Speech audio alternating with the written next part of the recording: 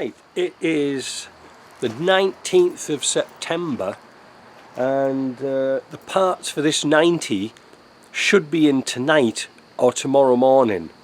We'll see, but they've customs cleared at DHL, which is a good thing. Now, I've already power washed this off for the rust proofing. So this isn't rust proofing part 2, this is just a general ramble.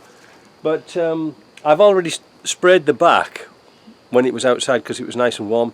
It dried off really nice, so that was good. I haven't done inside the chassis, and I'm in a bit of a dilemma now because, like I say, time's getting on. It was very humid this morning, so again I can't do rust proofing. I'll just have to get it in the shop. So by getting it in the shop, I can kill two birds one stone. I can dry it out, make sure it's dry, and also start on its service. So we're going to do a lot of work on this. Well, we'll say a lot. We're going to do a timing belt, we're going to do P gasket, a couple of wheel bearings are a bit loose, front brake pads, minor things. What else have we got to do? Oh, all oil changes and fluid changes, everything, the lot. So we're going to do everything on that.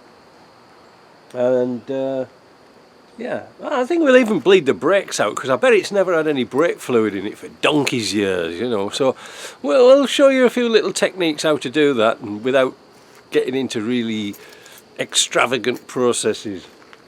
But I tell you something, I was going to do a video this week because I've had flu. Well, I've still got it actually, probably tell from my voice.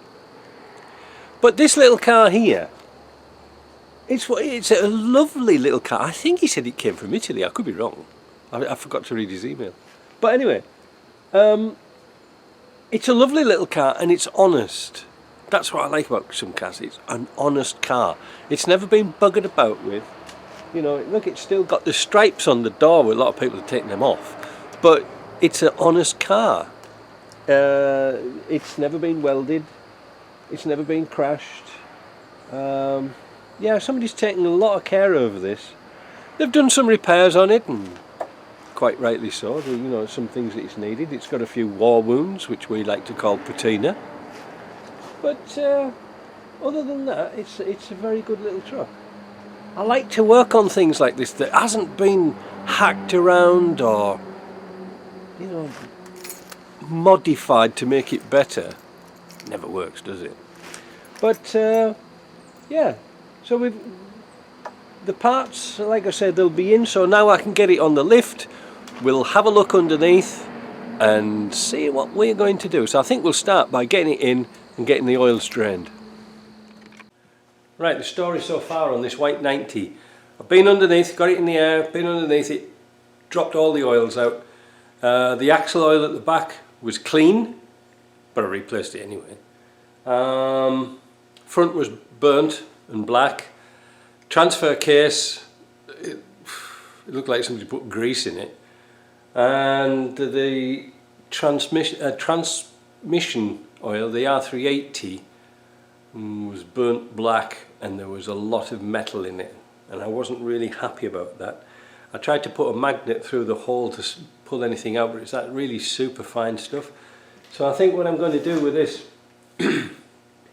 apparently it changed gear alright and everything was okay, but I think I'll do an old trick I used to do a long time ago. And when it's on the lift, not now obviously, but what I'll do when we're near completion of the jobs, drop this lift to its lowest point and run the car without any weight on it, just drive it so the gearbox gets hot and the transfer box, and I think I'll change it again and flush it through. The problem is this. I just got a delivery of oil and undercoating. Now, my oil used to come in barrels like this. Now it's in 1 litre jugs. I can see why they're doing it in 1 litre jugs now. You know, those 1 litre containers. $13.68 a litre. It was a lot cheaper when it was in a 20 litre thing. But the biggest shock of all, the same size container was for the black wax coating I put on. Now, usually wax coating lasts me about a bottle of, you know, because I don't do a lot of rust proofing. I try to avoid it wherever possible. But one of those 19 litre or 18 litre drums, because you're getting less and less in the same drum. It was about $90 last time I bought the wax. $204 plus tax. That was a shock. So I don't know what to do. You know, like I say, you want to do little jobs, rust proofing and things like that, but it's a crappy job and the products are getting so expensive. But it's still worth doing to save your truck. Now, what else did I find? Well, I shall show you. As I've told you before, when you drain oil, especially with Land Rovers when they've got breather pipes on the axle, when you drop the oil should go pour out. It shouldn't glug. Because if it glugs, that means there's something blocked. And indeed it did on the front. And this was the problem. Can you see that the pipe's been nipped? So what I do is I got my air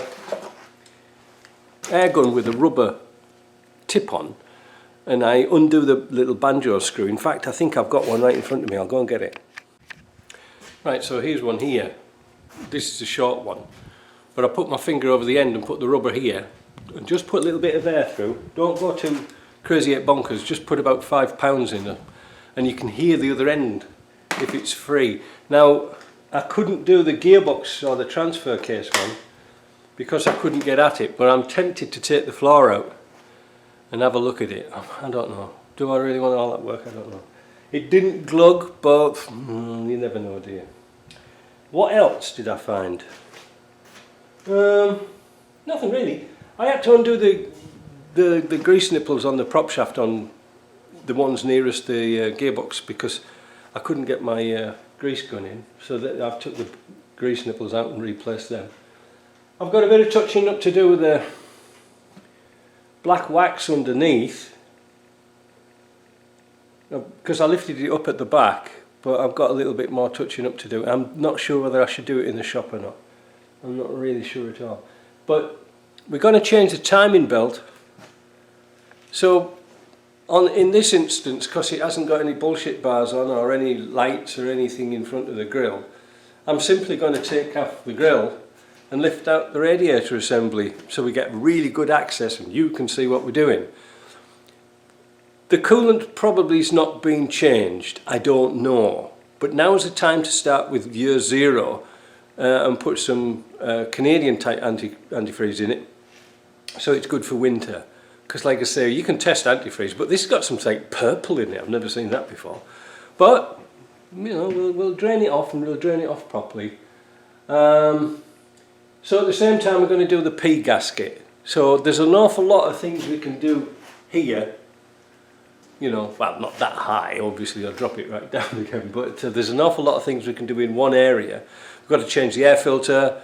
That's easy. You know, we can get all this stuff ready. So tomorrow, if all the parts come, fingers crossed, then we can just bang it all back together again and then continue with the rust proofing.